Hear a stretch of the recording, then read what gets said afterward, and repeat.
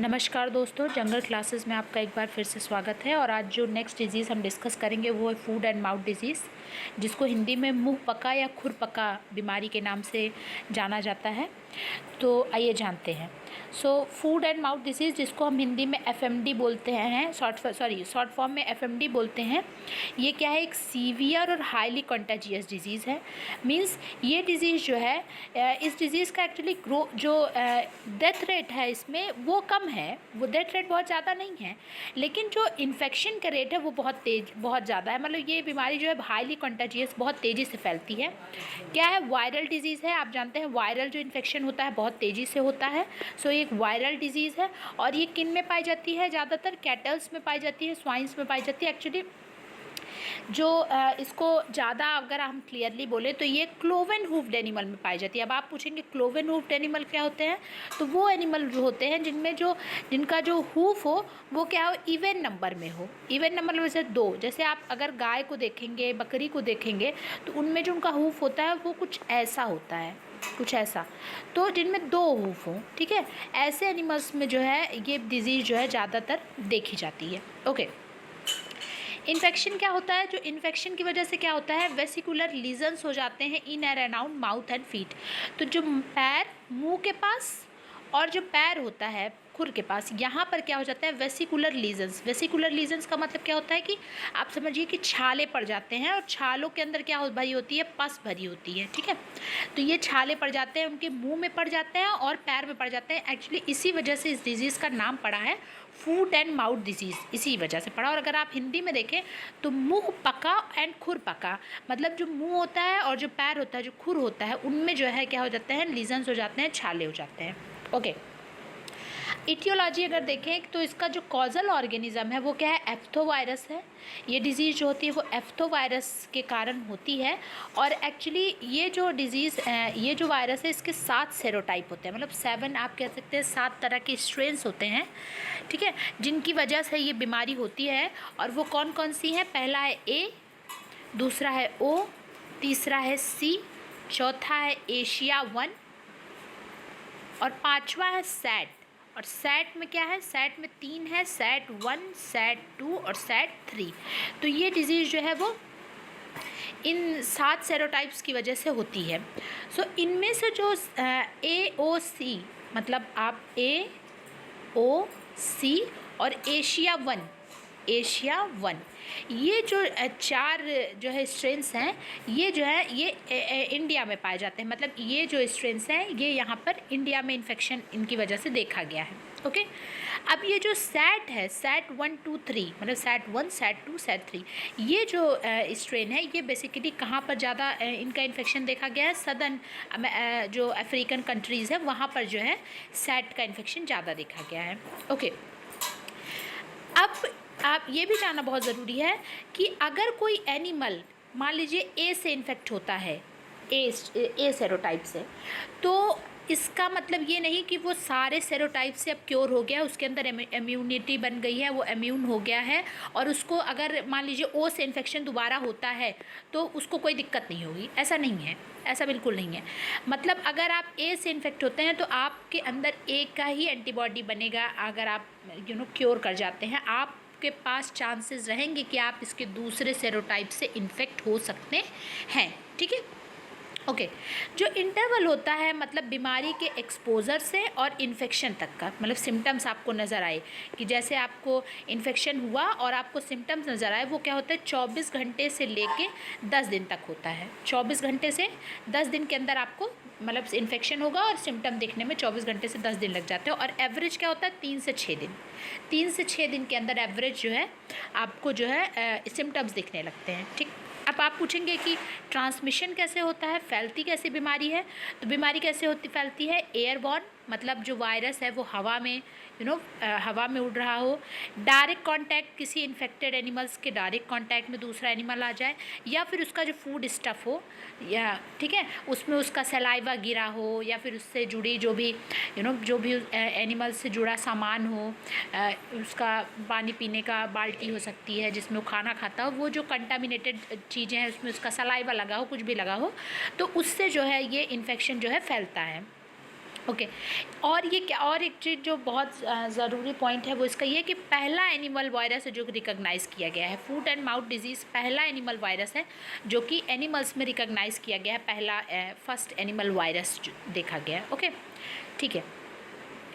So guys देखिए, हम लोग बात कर रहे थे कि कैसे ट्रांसमिशन होता है। तो ट्रांसमिशन किसके थ्रू हो सकता है?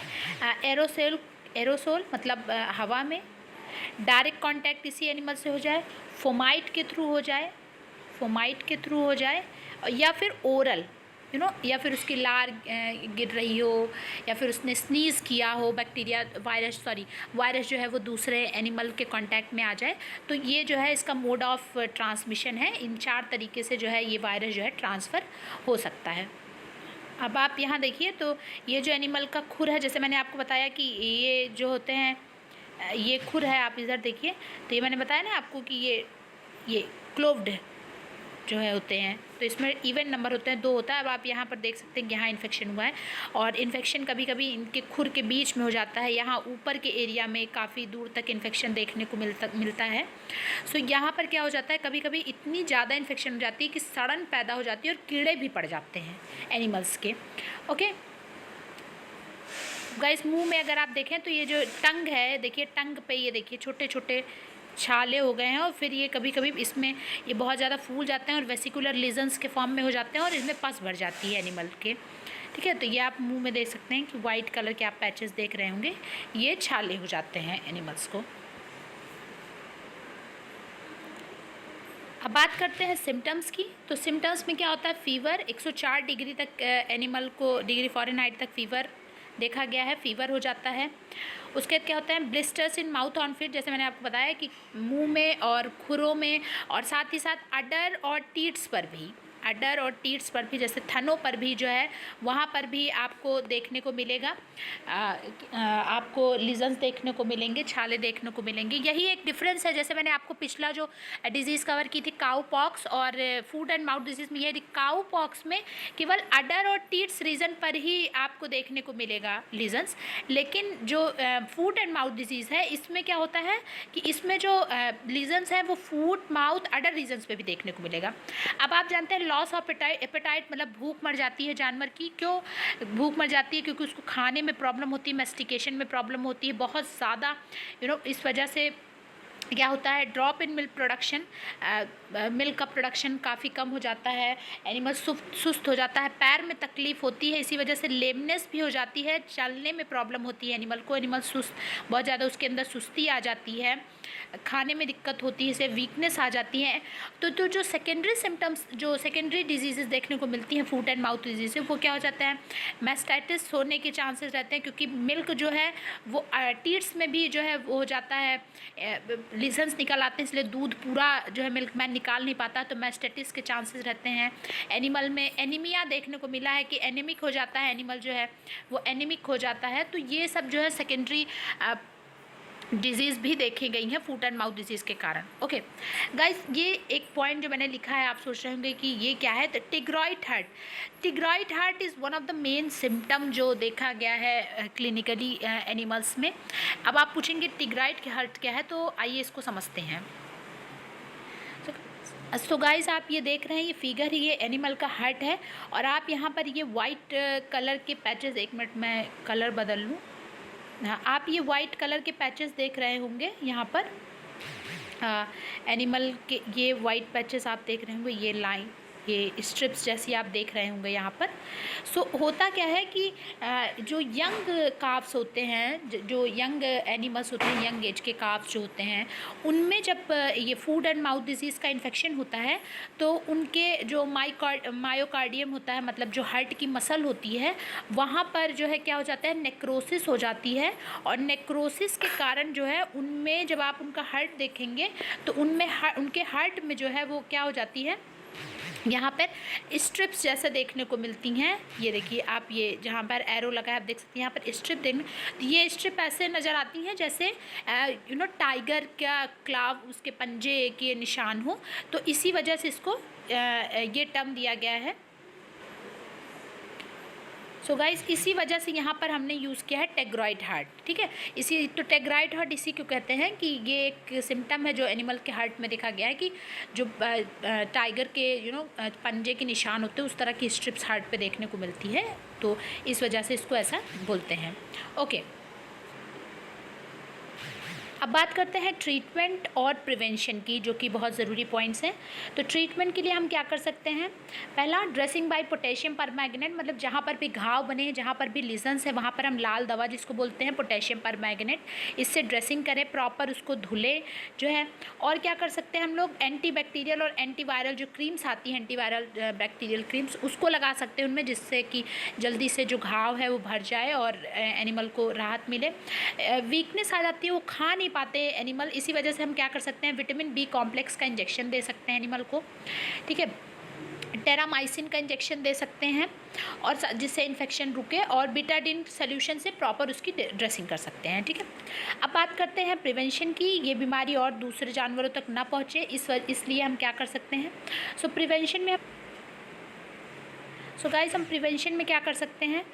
प्रिवेंशन में हम एनिमल को पहले बात तो डिकंटामिनेशन, जो एरिया है वहाँ उसको डिकंटामिनेट करें, वहाँ पर स्प्रिंकल करवाएं जो भी डिकंटामिनेट्स हैं, और जिससे कि दूसरे एनिमल तक ना पहुँचे। जैसे उनका सलाइवा गिरा हुआ है, कुछ गिरा हुआ है, तो उसको तुरंत डिकंटामिनेट कराएं। उसके बाद क्या कर सकते हैं? प्रिवेंटिंग मैकेनिकल डिसेमिनेशन, मतलब जो मैकेनिकल डिसेमिनेशन किसी अगर दूसरे जानवर के थ्रू या फ्लाइज के थ्रू या फिर एयरब्रॉन जो है ट्रांसमिशन हो सकता है, उसको रोके। क्वारंटीन कर दें एनिमल को तुरंत, जिनमें ये हुआ है उनको अलग से क्वारंटीन करें, जिससे दूसरे एनिमल इन्फेक्ट ना हो सकें। Proper foot and mouth disease की जो वैक्सीन है उसको प्रॉपर वैक्सीनेशन करवाएं, ठीक है। और क्या करें?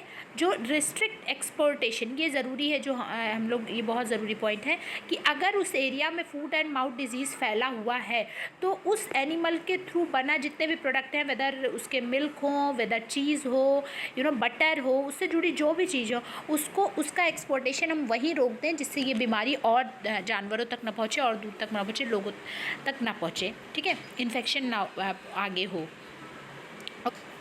सो गाइज़ आज हमने जाना फूड एंड माउथ डिजीज़।